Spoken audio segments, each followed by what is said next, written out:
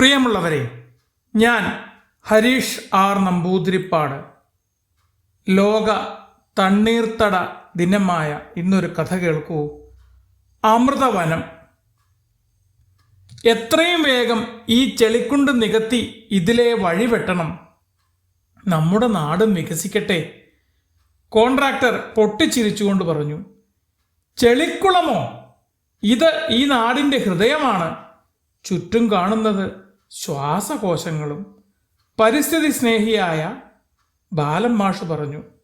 അതെ അതെ, ഇവിടെ അമൃതതുല്യമായ ജലം നീരുറവയായി നിലനിൽക്കുന്നു. അനേകം അപൂർവ ഔഷധ സസ്യങ്ങൾ ഈ കാവിലുണ്ട്. ഇവിടം തൊട്ടുകളിക്കാൻ ആരെയും അനുവദിക്കില്ല. നാട്ടുകാരായ രവീന്ദ്രനും രാജപ്പനും മാഷിനെ പിന്തുണച്ചു. വെള്ളാരക്കടവ് ഗ്രാമത്തിൻ്റെ ഹൃദയത്തിൽ തലമുറകളുടെ ഓർമ്മയിൽ നിശബ്ദമായി കിടന്നിരുന്ന തണ്ണീർത്തടം വേലക്കുളത്തിന് തീരത്തുള്ള പ്രദേശം. സർപ്പക്കാവും കുളവും ചതുപ്പും കണ്ടൽക്കാടുകളും നിറഞ്ഞതാണ്. മുമ്പൊക്കെ പുലർകാലത്ത് കാവിലെ പക്ഷികളുടെ സംഗീതം കേട്ട് നാടുണരുമായിരുന്നു. വേനൽക്കാലത്ത് പോലും കിണറുകൾ വറ്റാതിരുന്നത് വെള്ളാര കാവിലമ്മയുടെ അനുഗ്രഹം കൊണ്ടായിരുന്നു എന്ന് ജനങ്ങൾ പറഞ്ഞിരുന്നു. മഴക്കാലത്ത് പെയ്തിറങ്ങുന്ന വെള്ളം അവിടെ തന്നെ താണ് നാടിനെ വെള്ളപ്പൊക്കത്തിൽ നിന്ന് രക്ഷിക്കുമായിരുന്നു. ആ ജലം വരൾച്ചക്കാലത്ത് സ്നേഹത്തിൻ്റെ നീരുറവയായി കിണറുകളിൽ ലഭിച്ചിരുന്നു. വെള്ളാരക്കാവ് ആ നാടിൻ്റെ ഹൃദയത്തിൽ തലമുറകളുടെ ഓർമ്മകളെപ്പോലെ നിശബ്ദമായി നിലനിന്നിരുന്ന വേലക്കുളം വെറും വെള്ളക്കെട്ടല്ല, അത് നാടിൻ്റെ ജീവശ്വാസമായിരുന്നു. കാലം മാറി.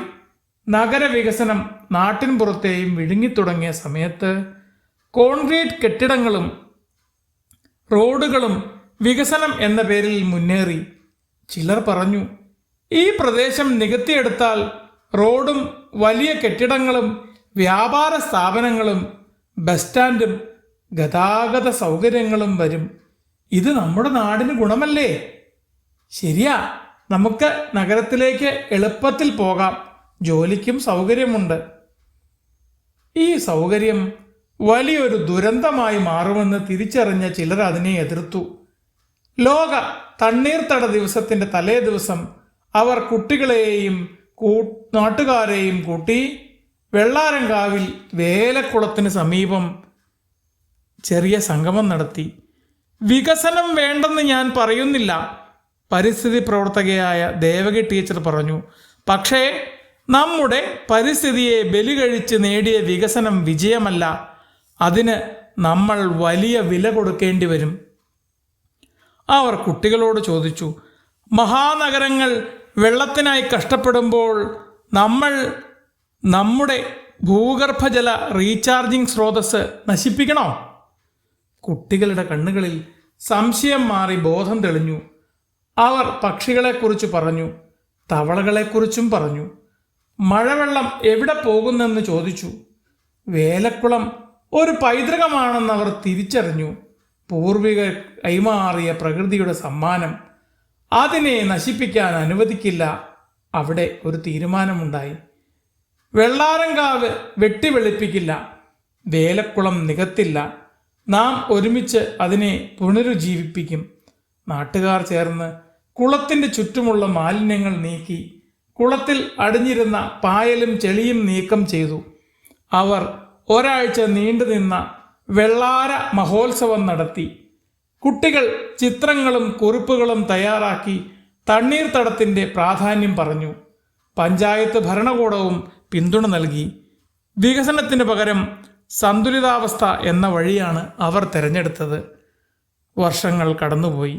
നിരവധി വരൾച്ചകളും വെള്ളപ്പൊക്കങ്ങളും നാടിനെ നടുക്കിയപ്പോഴും വെള്ളാരക്കടവ് ഗ്രാമം കുലുങ്ങിയില്ല.